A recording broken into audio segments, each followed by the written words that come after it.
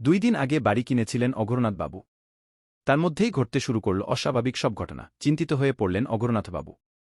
এত রাতে ছাদ থেকে কার কান্নার আওয়াজ পাওয়া যায়, কেই বা ছাদের টিনে লাফালাফি করে, কেই বা মধ্যরাতে বিকট শব্দে চিৎকার করে, এসব বড়ই ভাবাচ্ছে অঘোরনাথবাবুকে। এই তো সেদিন খাওয়ার টেবিলে বসে খেতে খেতে পরিবারের সঙ্গে গল্প করছিলেন তিনি। হঠাৎ ছাদ থেকে কার কান্নার আওয়াজ শোনা যেতে লাগল। অবাক হয়ে গেলেন সবাই। পরমুহূর্তেই ছাদের টিনে শুরু হল লাফালাফি, বিকট শব্দে। কৌতূহলী অঘোরনাথবাবু ছাদে গিয়ে দেখেন কেউ নেই। ছাদ একেবারে খালি। পরদিনও ঘটল একই ঘটনা। ছাদে লাফালাফি শুরু হতেই অঘোরনাথবাবু ছাদে গিয়ে দেখেন কেউ নেই।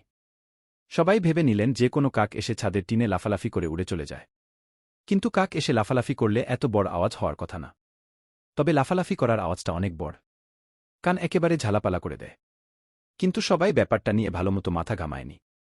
যার ফলে আজ রাতেই ঘটে যায় মস্ত বড় এক ঘটনা। মধ্যরাত। সবাই ঘুমোচ্ছিলেন যে যার রুমে। একা একা ঘরে ঘুমোচ্ছিল অঘোরনাথবাবুর একমাত্র ছেলে, 5 বছর বয়সী অরু। কিছুক্ষণ পরেই শুরু হল লাফালাফির আওয়াজ। জেগে উঠল অরু। বুঝতে পারল আওয়াজটা কোথা থেকে আসছে। একটু ভয় ভয় করতে লাগল তার। শেষে কৌতূহল দমাতে না পেরে ছাদে উঠল অরু। ছাদে ঘুটঘুটে অন্ধকার। চারদিকে চাঁদের ঝাপসা আলোয় কিছুই স্পষ্ট দেখা যাচ্ছে না। এদিক ওদিক চোখ বোলাল অরু। হঠাৎ দেখল ছাদের রেলিনের উপর দাঁড়িয়ে আছে এক মেয়ে। লাল শাড়ি পরা। তার সমবয়সী হবে। মেয়েটির পায়ের দিকে তাকাতেই চমকে উঠল অরু। মেয়েটি রেলিংয়ের উপর দাঁড়িয়ে আছে, তার পায়ের 2 আঙুলের উপর ভর করে। যে কোনো সময় পড়ে যেতে পারে। অরুণ জিজ্ঞেস করল, কে তুমি, এখানে কেন? কোনো উত্তর এলো না। আবার প্রশ্ন করল অরুণ, কে তুমি? এবারও কোনো জবাব এলো না। তবে এবার মেয়েটি ঘুরে তাকাল। অরুণ তাকে দেখেই অবাক হয়ে গেল। এ কেমন চেহারা, পুরো গালে রক্ত। মুখটা বিকৃত হয়ে গেছে রক্তে। হঠাৎ অরুণের সামনে চলে এলো মেয়েটি। গলা টিপে ধরল অরুণের। শ্বাস নিতে পারছে না সে। মাথা ঘুরছে। হঠাৎ মেয়েটি শূন্যে তুলে অরুণকে আছাড় মারল ছাদের রেলিনে। এগিয়ে এসে আবার অরুণের গলা টিপে ধরল। সারা শরীর থেকে রক্ত ঝরে পড়ছে তার। সে নিজেকে ছাড়িয়ে নেয়া সর্বাত্মক চেষ্টা করছে। কিন্তু পারছে না।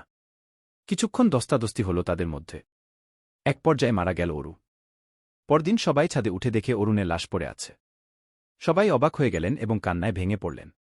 সেদিন আশেপাশের প্রতিবেশীদের কাছে জানা যায় 2 বছর আগে এই বাড়িটিতে নাকি এক পরিবার থাক। তাদের নাকি ছোট এক মেয়ে ছিল। তার সবচেয়ে প্রিয় ছিল লাল শাড়ি। সবসময় সে লাল শাড়ি পরে থাকত। একদিন লাল শাড়ি পরে নাকি সে ছাদে লাফালাফি করছিল। হঠাৎ ছাদ থেকে পড়ে মারা গেল সে। অকাল মৃত্যুতে ওই মেয়েটির আত্মা নাকি এখনও ওই বাড়িটিতে ঘুরে বেড়ায়। সবকিছু জেনে অঘোরনাথবাবু বুঝতে পারলেন এই বাড়িটিতে তারা আর থাকতে পারবেন না। ওই ছোট্ট আত্মাটি তাদের শান্তি দিবে না। তবে এসব কথাগুলো তারা যদি আগে জানতে পারত তাহলে আগেই বাড়ি ছেড়ে চলে যেত। অরুণকে মরতেও হতো না, সে আজ বেঁচে থাকত। হতাশায় ভেঙে পড়লেন অঘোরনাথবাবু আর তার স্ত্রী। ঘর তাদের খালি হয়ে গেল।